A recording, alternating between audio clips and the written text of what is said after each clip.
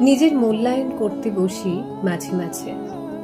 মনে হবে এর সাথে পরিচয় না হলেই ভালো হতো। ওকে জীবনে এনে ভুলই হয়েছে। তাকে ভালোবাসাটাই চরম ভুল। ওর জন্য জীবনে অনেক সময় নষ্ট হয়ে গেছে। আরো কত ধরনের ভাবনা চিন্তা মাথায় আসে।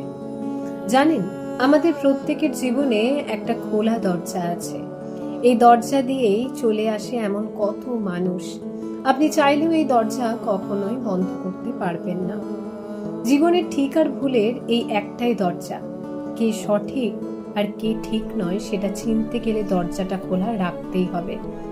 জীবনে কেউ আপনাকে ঠকাবে, কেউ কাঁদাবে, কেউ আঘাত করবে, আবার ভালোবাসবে কেউ।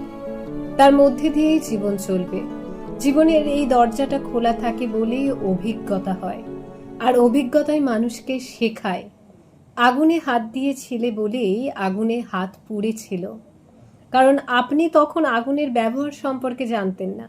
যেদিন বুঝলেন আগুনে হাত দিলে হাতটা পুড়ে যায়, সেদিন আগুন ব্যবহার করতে শিখে গেছেন। সাবধানের সাথে কাজ করেন, তার মানে এই নয় যে আপনি আর আগুন ব্যবহার করবেন না।